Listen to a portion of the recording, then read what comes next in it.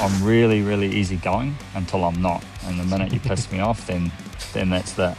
Right now, working on this bike right here, forever. It was either take that opportunity or go and sweep floors of Dad's building company. What would you have done, Ed? What would you have done, Ed? Got a race on it. I just hated those days. Absolutely hated them.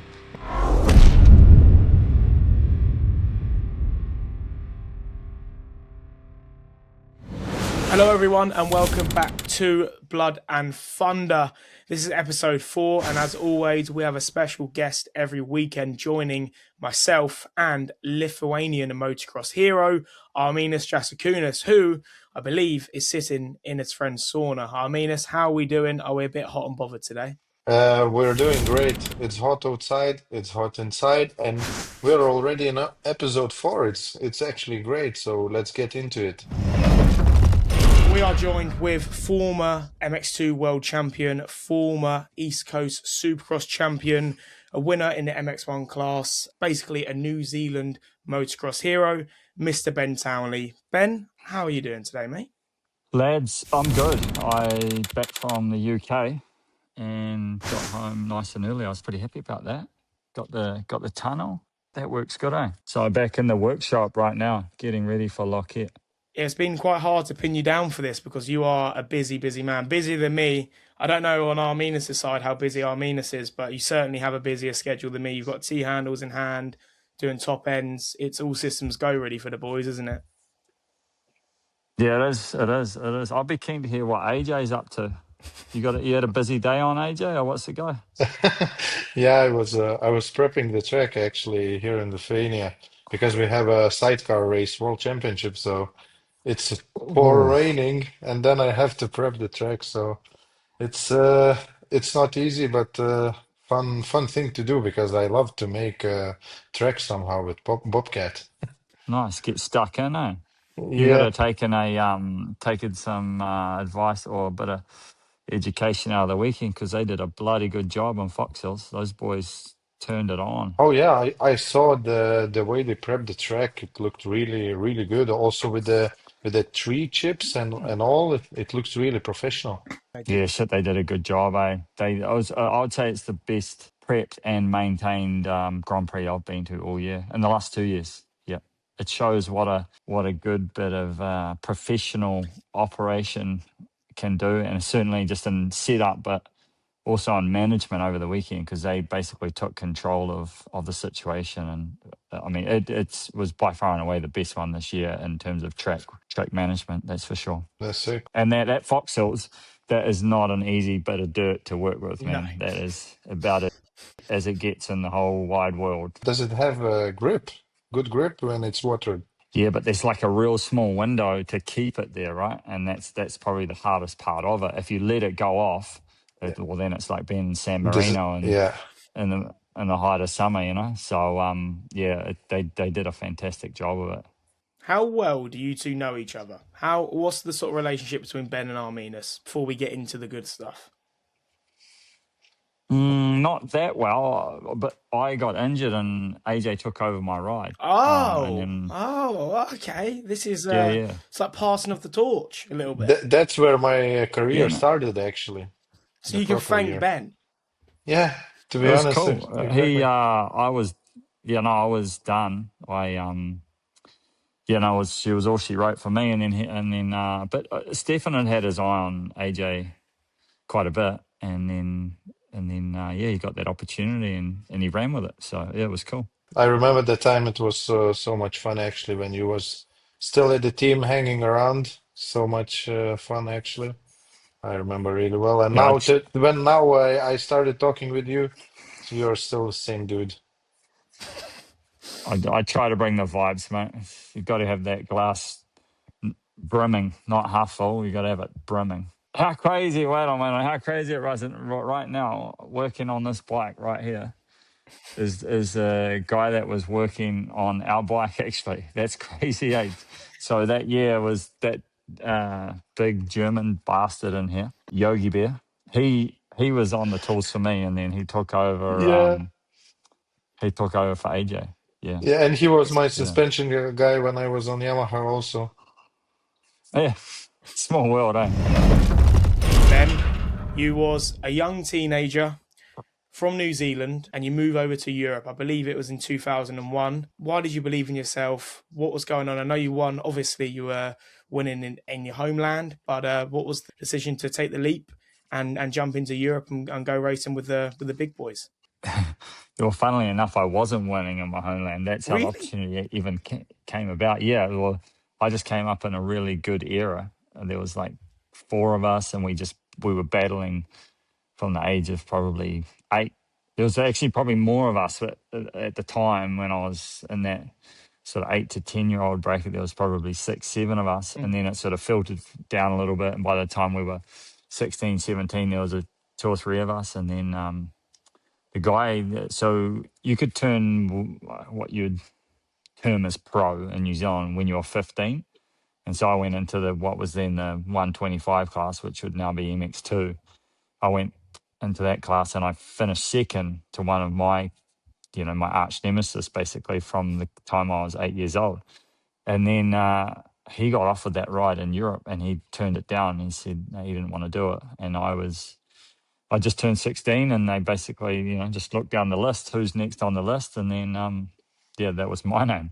And so that's how it started. And that was a startup team in 2001. It was a Suzuki team and they were just starting up and I just got that opportunity. I mean, timing in life is everything, right? In a lot of ways. And that was one of the most critical parts of timing in my life. Got that opportunity and I just ran with it.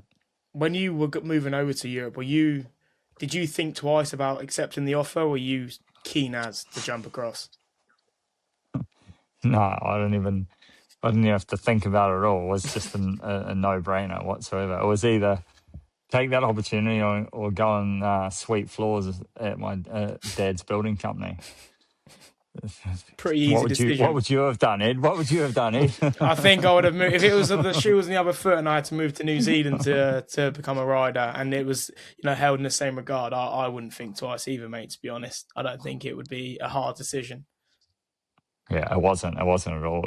It was at the time like a dream come true. Like I had these dreams. I wouldn't even say they were goals. They were dreams of being a professional or a pro racer in America, and I just didn't have that opportunity that all of a sudden was presented to me to race in Europe. So that for me it was like just this incredible chance to have a go, And so when it was presented, I was like, right, yep, let's go. So yeah, and you're pretty young and dumb and naive at the time. You just like there was this opportunity. I was even paid 20 grand straight up. Bloody hell. Yeah. Doing all right, well, not 20 grand of these in these days, but yeah, I mean, like You're living it up. I was, yeah, mate, ready to go. But then I believe the team, didn't it fold halfway through the year and you switched to another team, and which was then called the, in air quotes, the dream team. It had a pretty stacked lineup of teenagers coming through. Yeah. You were probably weren't even. I was. You were still in your dad's sacks at that point. I would say just brought into the world, Ben. Okay, I was just brought into the world this year. Yeah, and so no, that's what happened. Yeah, you obviously done a little bit of research, Ed, and then between beers, and then so then that folded, and then they KTM picked me up with Tyla, Rattray and Tanel, Leok, and so then we were teamed up together for a year, and then. Yeah, that was I would say that was probably the most enjoyable year or racing year of my life or my career. I loved it. We had a lot of fun. There's a lot of untold stories that need to stay untold, I would say, from that year, which was cool. Like just 17-year-olds living the dream, really. Yeah. Did you get along well with the mates? Yeah, shit, yeah. Yeah, real good. Yeah, I mean, Saffers and Kiwis have a long history in sport anyway. So Tyler and I, and then there was a lot of South Africans involved in running the team. And then I had a Kiwi mechanic as well. And then obviously with Tanel, he came in. And Tanel, he was a little more shy than us, but it all worked really well. We all got great support. We all had equal equipment. We just went out and rode our dirt bikes, and it was just a hell of a lot of fun, really, at that time in our lives. And the KTM 125 was so good at the time, like so good. We were on they called them SXS models, so that was like that in between a factory and a stock bike, and so we got those, and they modified them, and they were so fast. They were as so competitive even with the factory bikes at the time. Yeah, because that year when where was it? I believe it was in 2002. I could be getting my years switched up, but as you've just addressed, I was a very young child, or maybe not even born. You got your first podium, and then you also got your first win later on that year. And what would you put that down to? Because I can't believe that in New Zealand you wasn't the main guy just dominating, and then you come over to Europe, and then you almost jump in and have an instant splash. To me, it was like this unbelievable opportunity, and there was no way that I was going to let it go begging. When you get something like you said, like that from the other side of the world, I wasn't even the number one guy at the time. You get that opportunity, and it is literally a dream. So then you basically just take it and run with it, and that's what I did. I got that first year under my belt. And people always say to me, "Oh, wasn't that challenging?" And moving to the other side of the world, Germany, but it wasn't like that whatsoever. You just get stuck in, and then I sort of learned a lot that first year. Sort of moved to the centre of racing at the time, right? Because Belgium was just heavily populated with teams and riders from around the world, and then it basically just went from there. And then I went home in the off season. They gave me good equipment, and I learned a lot about training. I was fairly overweight the first season. That's an understatement. And then I learned that that training was important. So I had a really good off season. Came back and showed up and got on the podium at the first GP of the year. So some people didn't even know who I was. so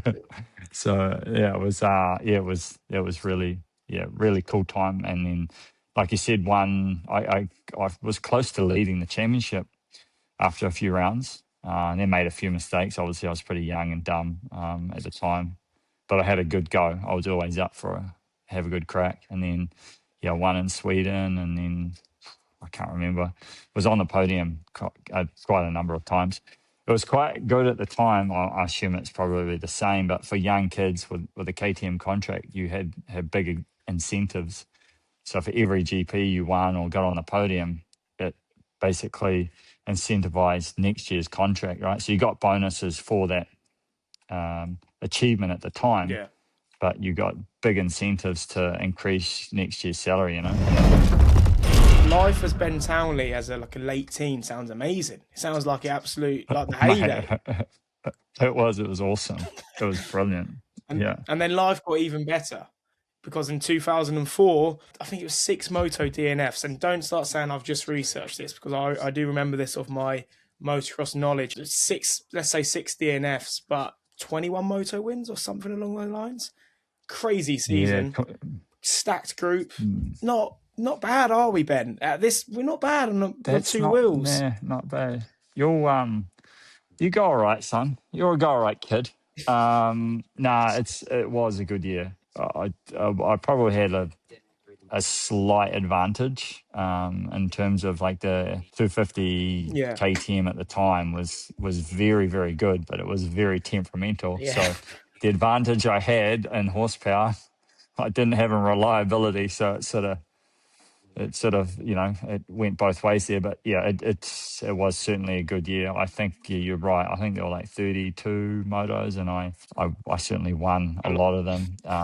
But I had a lot of DNFs as well. And DNFs. It wasn't even that sometimes the engine would break. Like, it was so hard to start that bike. I had levers everywhere to try and hot starts here and levers there, and I had to decomp this, and it was a rigmarole, man, to get it started. So even if you stalled it, that was a race over sometimes. Yeah, it happened to me in Geldorf. I should have won the championship that day, and then it happened maybe in St. John. Yeah, so just 2 races where I stalled it, but you just couldn't get it fired again.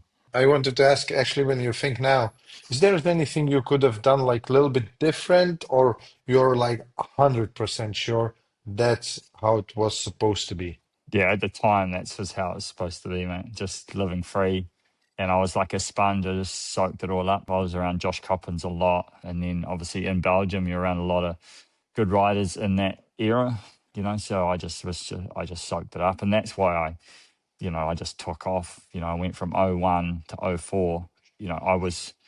I wasn't winning in New Zealand, and I won a world championship in 2004 just because I just, you know, absorbed so much information and then was able to process it and work it out so quickly. And then I guess just had good people skills as well to for people to help me. I built good relationships, and then people, being from the other side of the world, you don't have that network of help, to support you.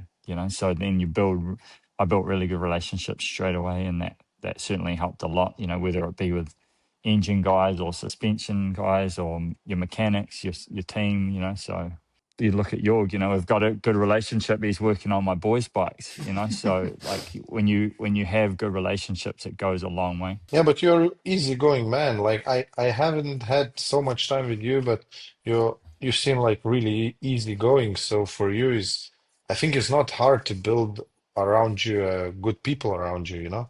Yeah, I would say that I've changed a little bit in life. I'm really, really easygoing until I'm not. And the minute you piss me off, then that's that. I was going to say, I feel like if he was on Ben's bad side, it wouldn't be as nice. I feel like he'd let you know. However, going into the 2004 season, you're smarter than you look, Ed. I know. Look, just ignore them vlogs, all right? They're not what are the not true... not just a pretty face. No, we're neither. However, when you was going in to the 2004 season, was there any option to not ride the 250? Or like, were you almost a little bit worried that it could have multiple bike problems, multiple issues throughout the year? Or once you rode it and it was like, right, like you said, you had a horsepower advantage, you kind of outweighed the pros and cons, or did KTM just say, you're riding it, Ben, go win? Yeah, that's an interesting story. So KTM do a lot of their testing at a track near the Munich airport. And so you fly in there, and then it's real easy for, doing testing and that. So flew in there at the end of '03. They had the factory bike that I had been riding, 125 at the time. And then they gave me that option. And I reckon I would have done 10 minutes, not even. And I said, I don't even know if it was 10 minutes. That's my bike. It was just so easy to ride in comparison to a 125 for me and my style, and it just suited my style. So yeah, it was a pretty easy decision in that sense. But then if you ask my old man, he was like, you're "No, you're not effing doing that." That's a stupid move. Well, turns out you were right. As it turns out, we're probably both right in a way, because it broke down a lot. And but yeah, it was a very easy decision. It just worked. It just I don't know. KTM at the time were always pretty renowned for their big bore engines. Their 540s. That's what they were real strong in at the time. And then this was their first small bore 250. But I mean, the thing was, it was like legal cheating at the time. It was that fast. Yeah. And then you become a world champion, heading into the next season. Why didn't we defend the title? Why don't we go back to back, get 2 number 1 plates? What's or gold plates? What happened there? But not that it was a wrong decision, because see, this is where I'm going to be open and honest. I knew you were solid when you was in MX1, but I didn't know you was that amazing. I'm not going to lie, I don't want to brown nose you, mate, but I was thoroughly impressed doing my research today. I was thoroughly impressed with that. Yeah, I mean, to be fair, you're right, but that goes both ways as well. I mean, there goes 3 ways actually. Like in my head, it was just a race to be successful in Europe to get to America. That was all I was ever interested in, because that was my, I'd watched Jeremy McGrath and that era of racing.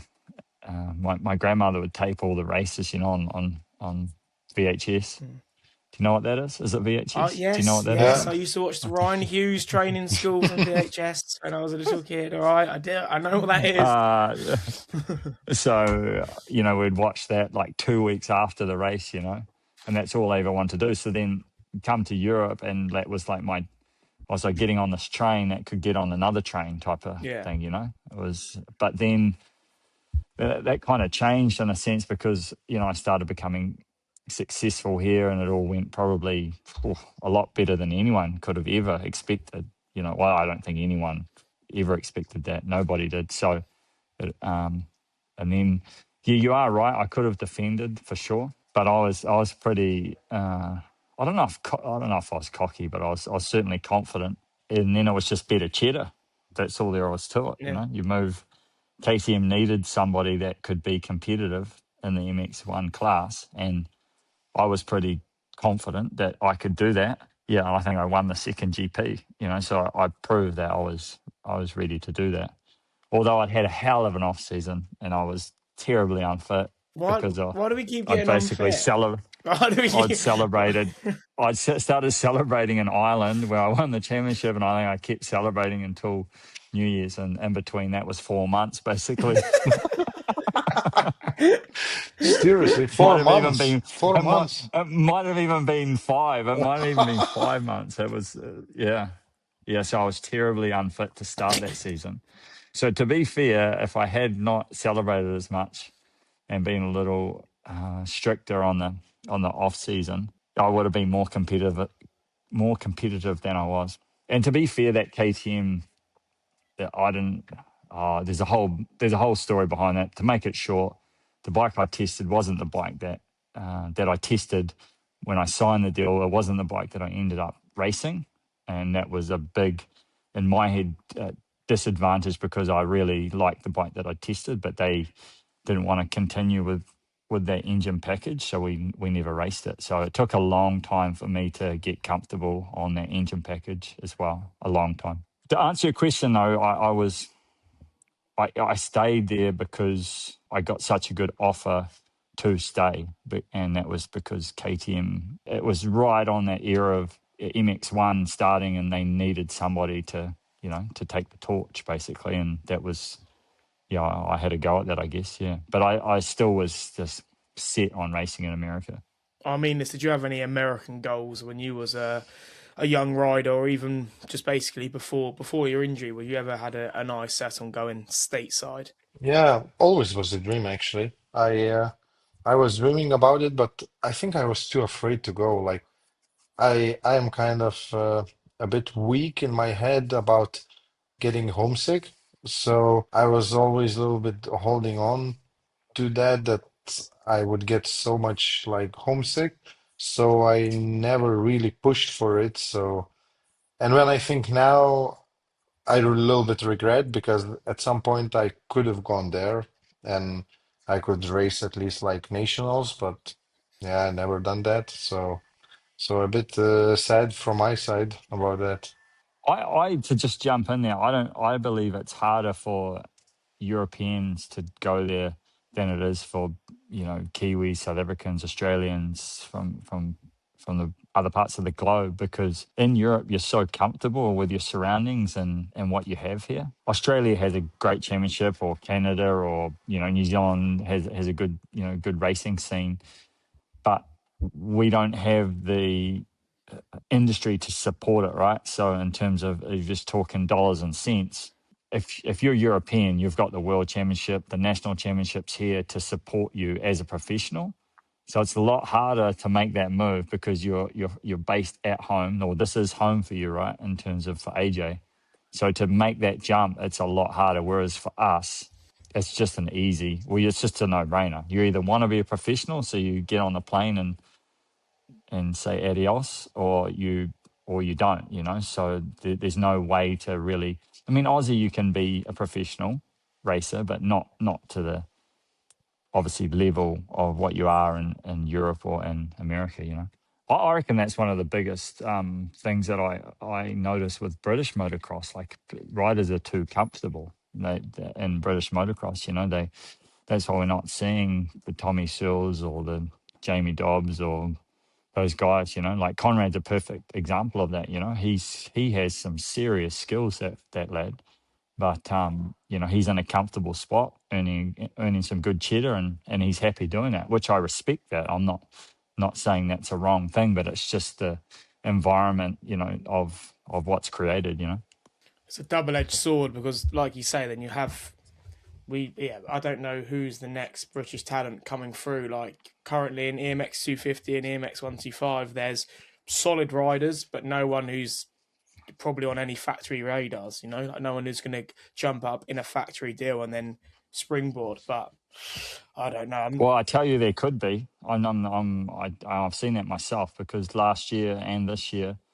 especially in the 85 racing and the EMX racing and the Dutch and the German events, there's, to speak specifically about British talent, well, just not even him. There's a number of, you could say, easily 3 or 4 to 5 riders, especially last year. But for me, you've got to put yourself in that environment and be there regularly and continue to stay in that system, because that's the system that takes you through. I know we've got a little bit off topic there, but I guess that was just based on, what you're asking, AJ, about racing, leaving Europe, basically.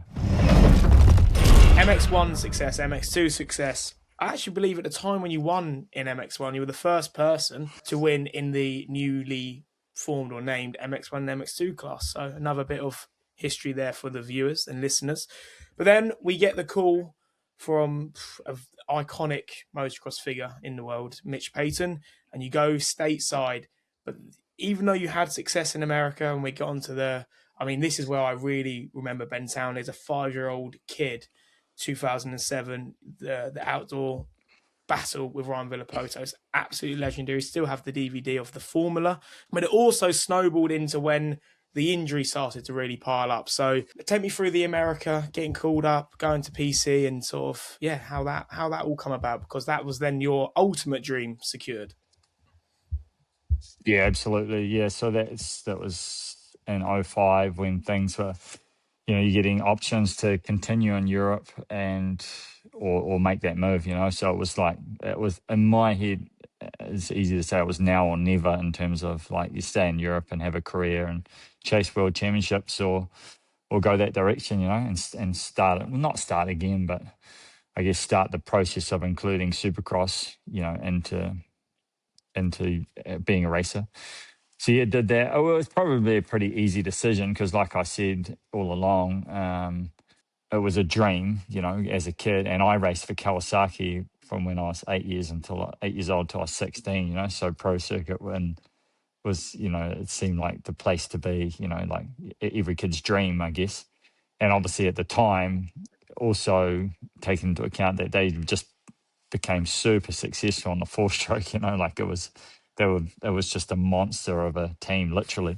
So yeah, it was a fairly easy decision. There was obviously good money up for grabs in Europe because Stefan was retiring, and I was the next guy on the spot. There was only myself and Josh really that were like really at that age, or coming through with still multiple years left. Well, I was only 20 years old at the time, so still had a long run to go. So there was good money to be earned. But then, just the lure of America was too good, and made that step. So it was cool. Did 2 years with Mitch, and first year was horrid.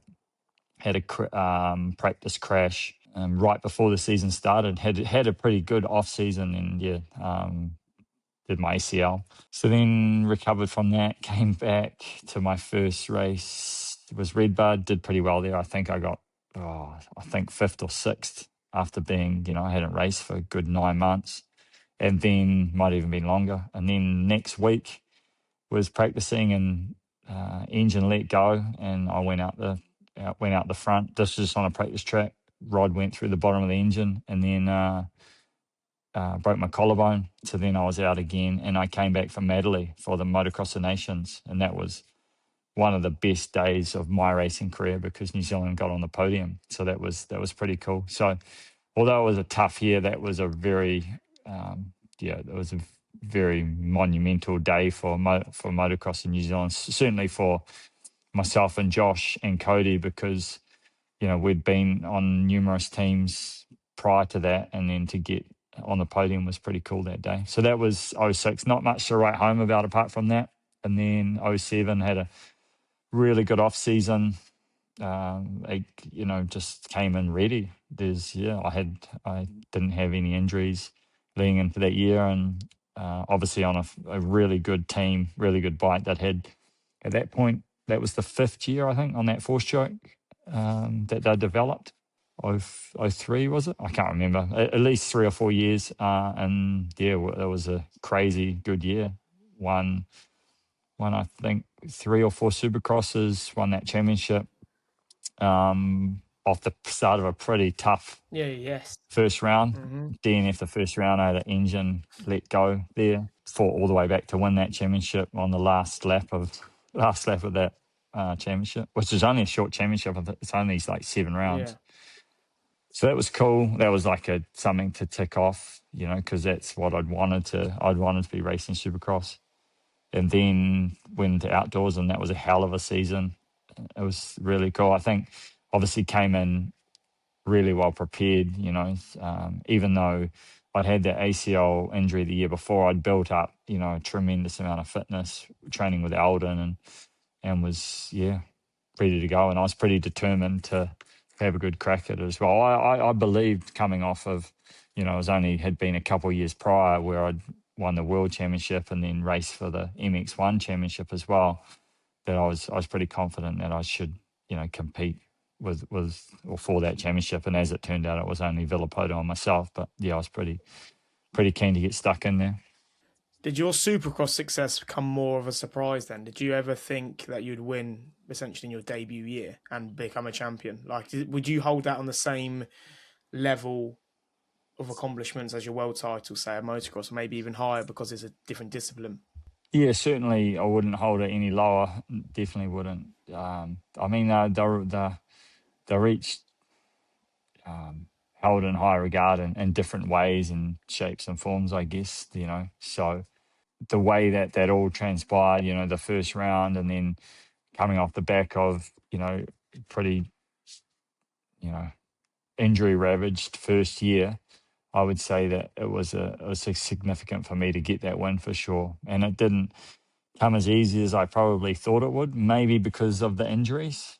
Maybe that's why. I'm not sure, but certainly it took a lot longer to get going with Supercross than I expected. I didn't really think that it would be any different for me racing Supercross, but it certainly took a lot longer. When I mean different, I mean like I'd raced a little bit of Supercross in New Zealand growing up as a kid, so I knew what it was about.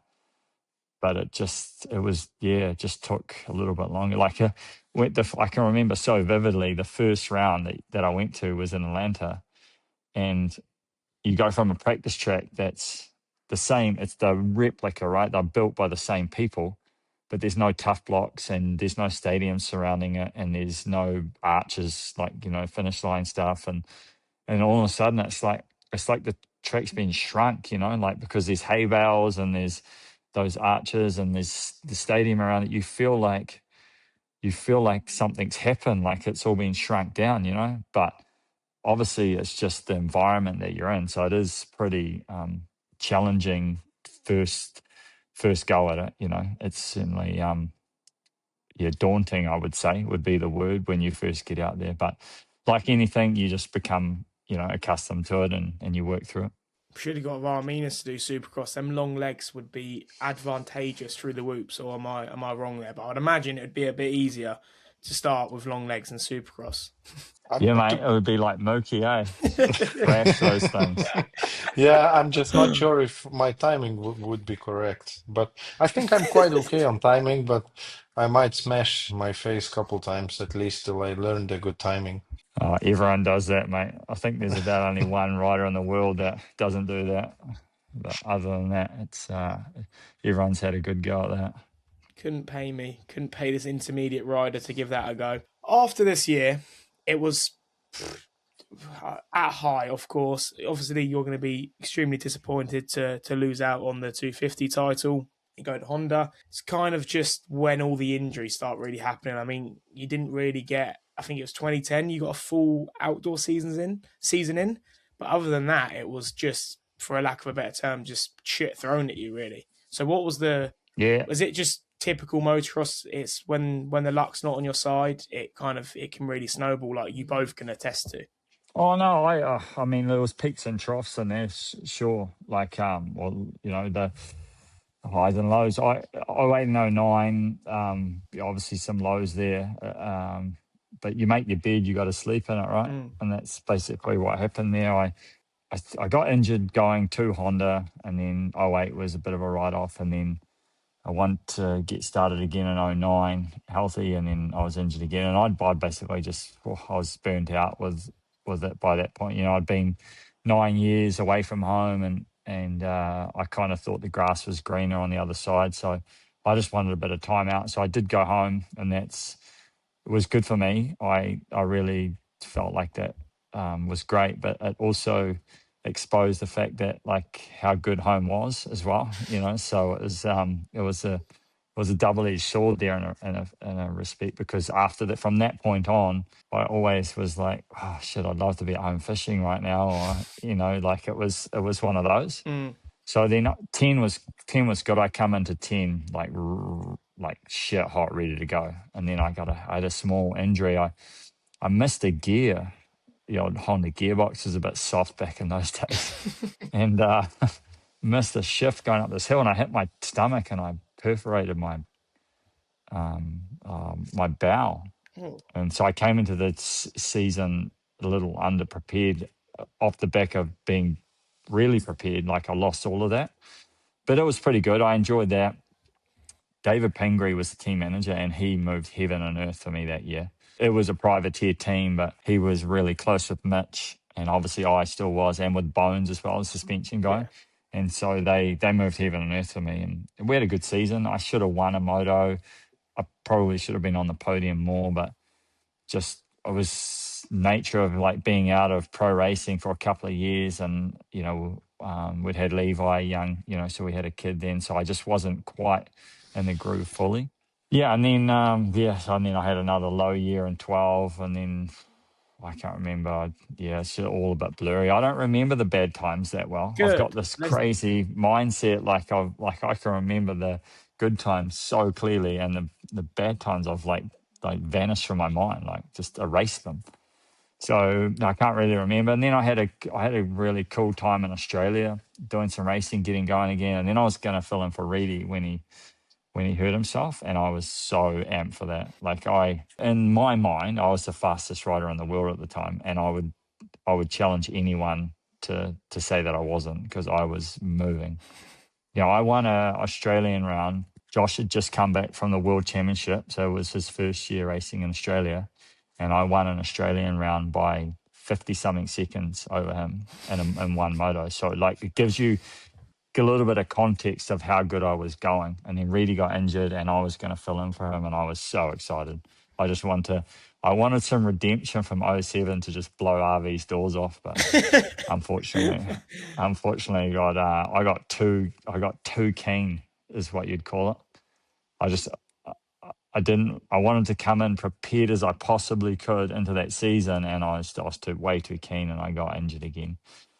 And then, yeah, like you said, it was just a roller coaster. Had some real highs, you know, Motocross the Nation stuff, singular events, and then got that opportunity to race for Suzuki. And I was so looking forward to that, you know, being back at that level of racing.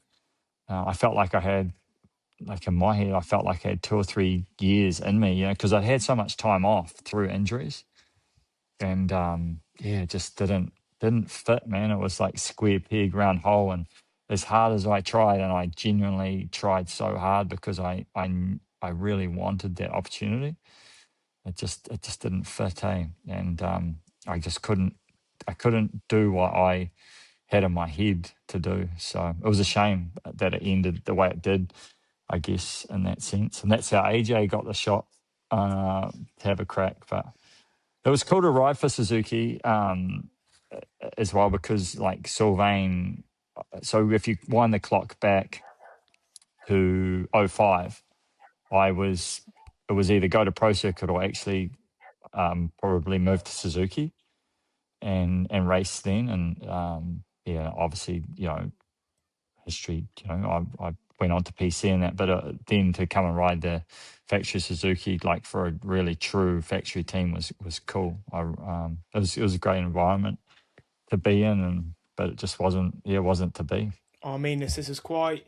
I'm sure when Ben's discussing that and go the ups and downs, and obviously your injury that you had was maybe a bit more scary in a sense that it could have been a bit more life changing, and you did attempt to come back, and it was kind of similar for you, I'd imagine, where it's just you don't feel like you could do really what you know you could do when you was in your prime, and we've spoke about this many times before. It was so hard. I felt like I could come back, but I felt like I had a bit wrong kind of people around me. Like I didn't felt like myself. I always was missing my family and was homesick. I don't know, maybe I came back too quick because I came so fast after my injury, and everything.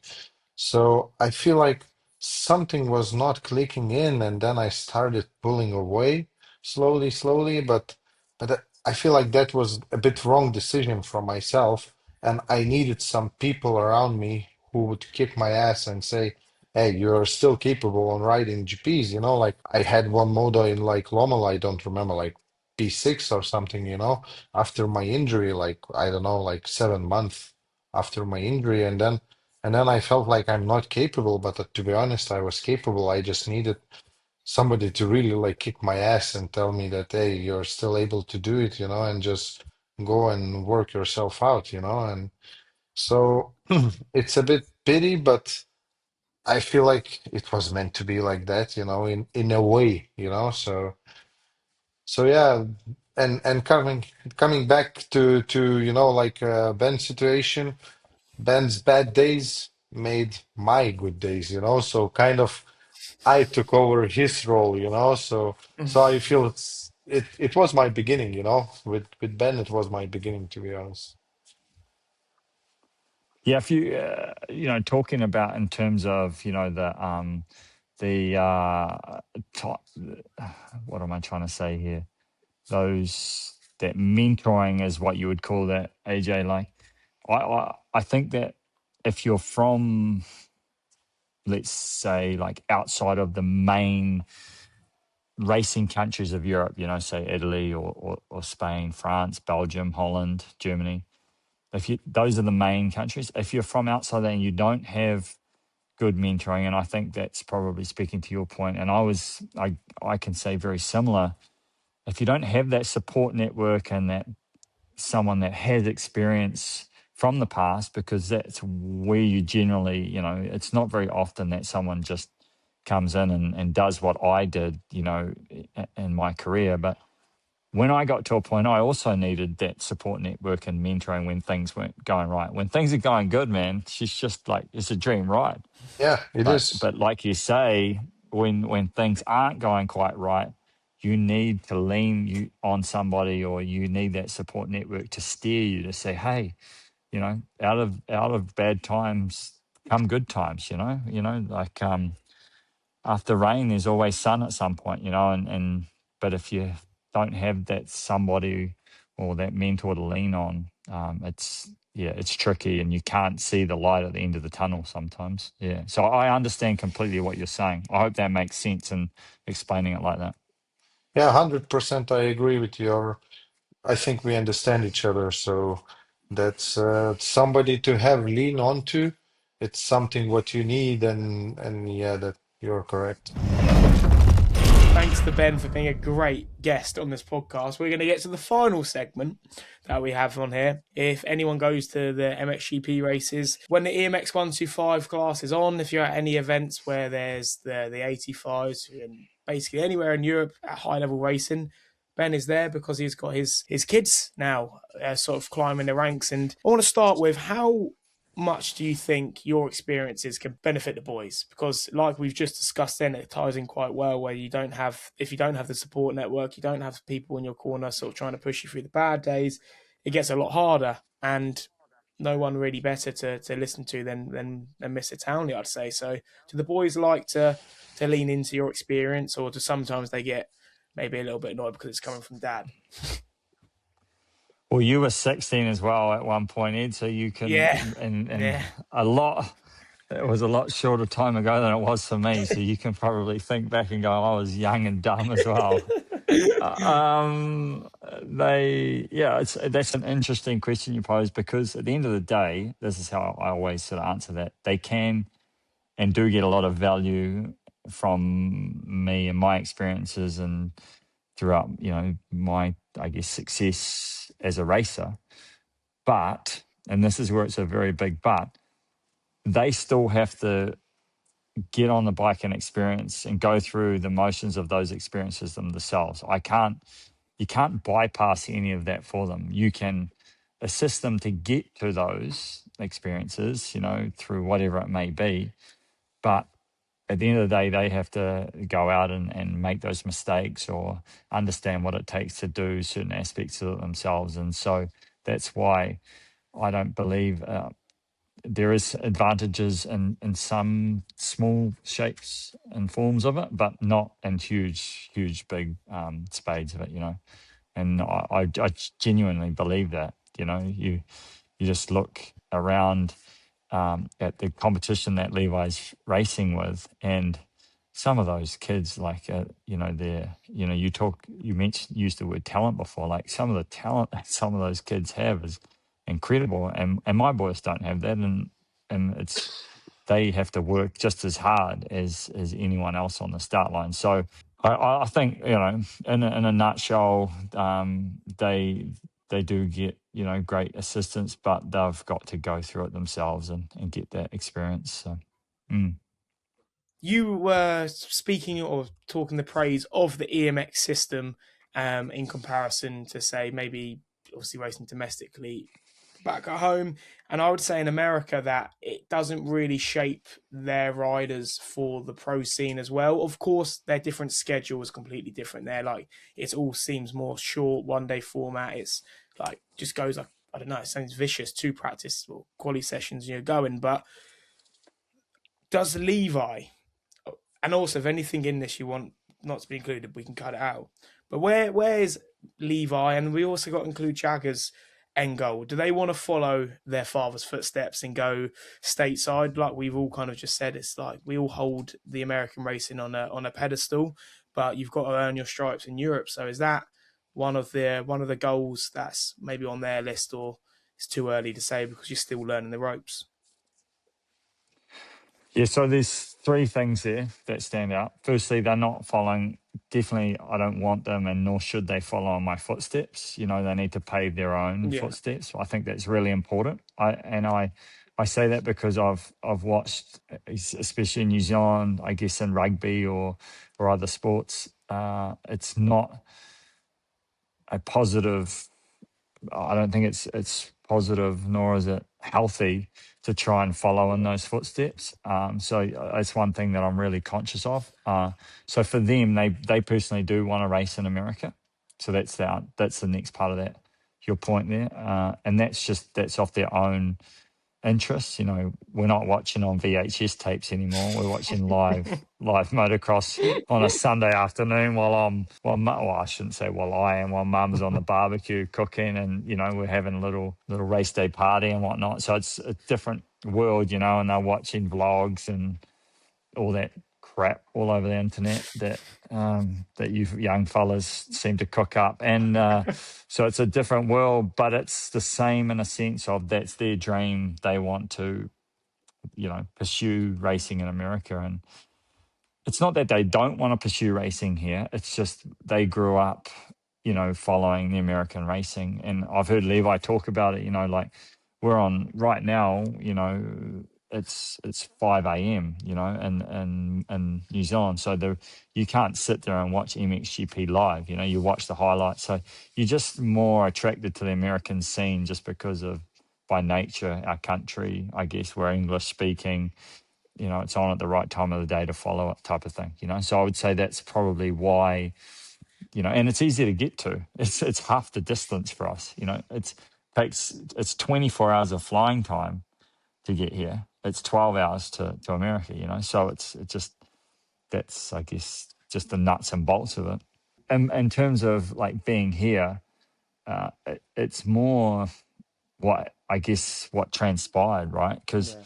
the boys were just at home racing a couple of years ago, and they were serious about racing in New Zealand.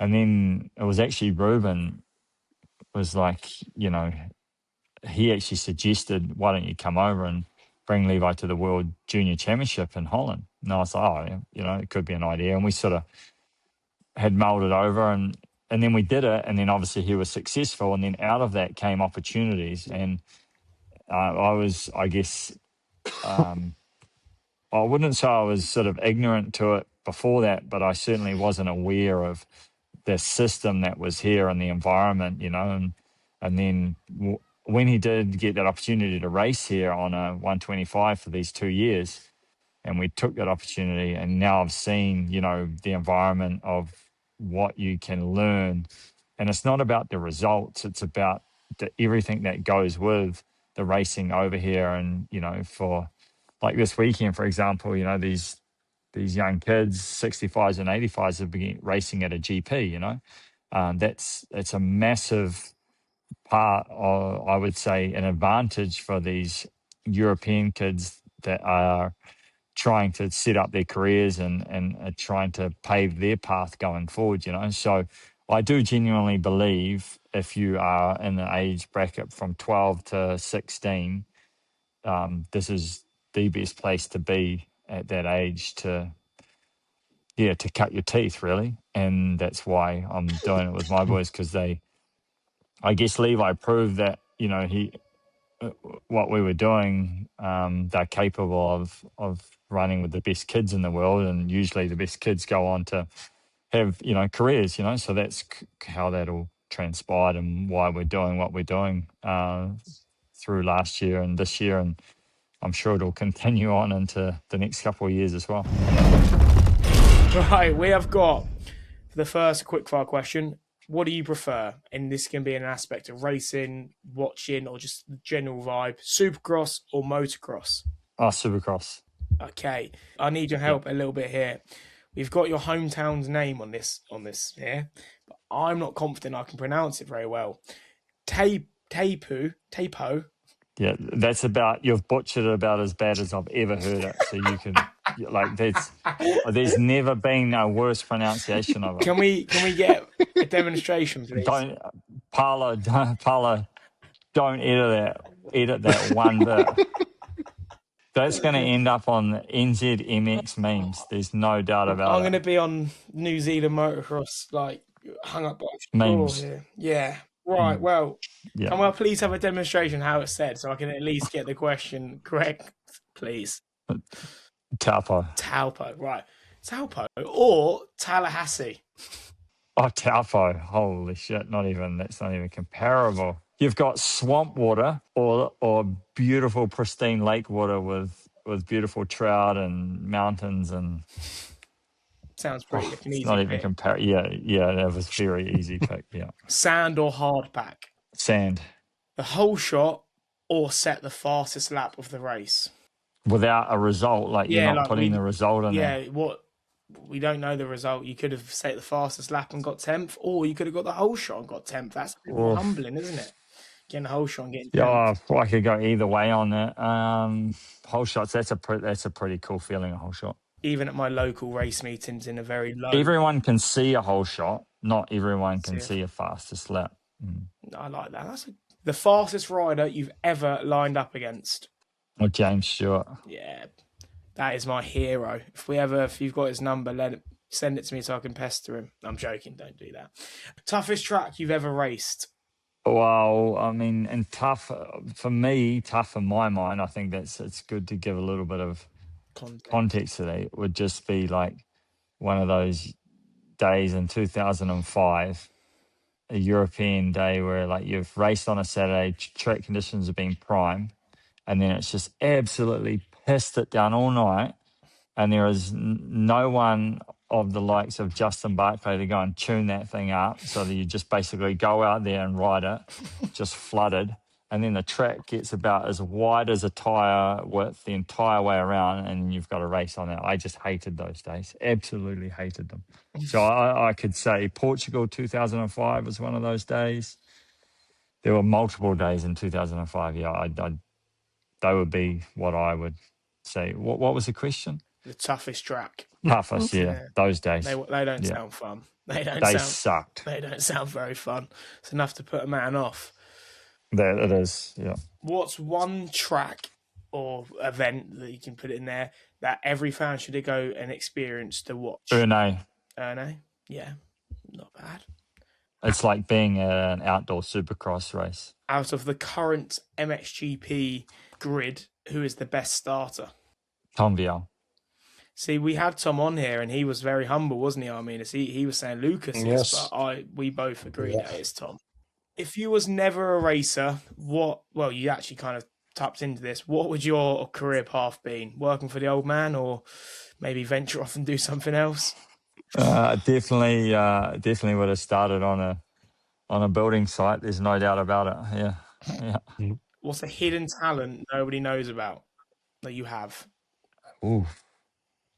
Talking crap, 100%. Yeah, I don't know if that's hidden though, AJ. I think it's quite open. I don't know if I've got a hidden talent, mate. To be fair, no, I'm pretty stock standard. To be fair, null and void on that one. And then the last one. Who was the most underrated rider in your era? Even though you've raced in different eras, but let's just throw one in there. Oof. Yeah, I could have done with a little bit of a heads up on this. Underrated. I don't know. The one that comes to mind, like just straight away, is Cody Cooper. He's incredible. I guess it's a little bit. My answer's a little bit different in respect because just what I've seen him do on a practice track was just phenomenal. The speed that he could ride on a.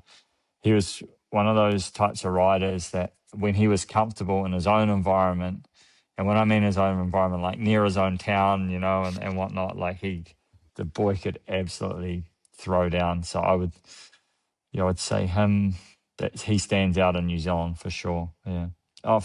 Another one was a buddy of mine, Ford Dale. He was exceptionally fast, but just couldn't piece it all together. He's from Australia. He did win one Australian championship, but he certainly had all of the skills, the riding skills, but just couldn't piece some of it together. So, and I would say there's probably a lot of those guys, unfortunately, but it's just the nature of being a professional. That it's not just the riding component is only one piece of it. It takes all the spokes in a wheel to make it work. That was episode 4 in the books with the New Zealand motocross and supercross hero, Ben Townley. Ben, last minute, we got this done. So thank you for jumping on and thank you for staying on longer than I anticipated and told you. Cheers, boys. It's good crack for sure. I always enjoy jumping on these. It's a bit challenging at the moment. Time's not on my side. There's a couple of bikes that need building for this weekend, and then Levi's actually going to race the MXGP round in Lommel on a 250. So got to get that bike built pretty soon as well. So there's a bit on. So yeah, I enjoyed it. It was good crack. Good to chat, AJ. It's been a while, mate. It was really nice to hear from you, and I'm really happy your guys doing well. So it was nice to chat. Thanks for everyone for listening. We'll see you on episode 5. Hey, see you.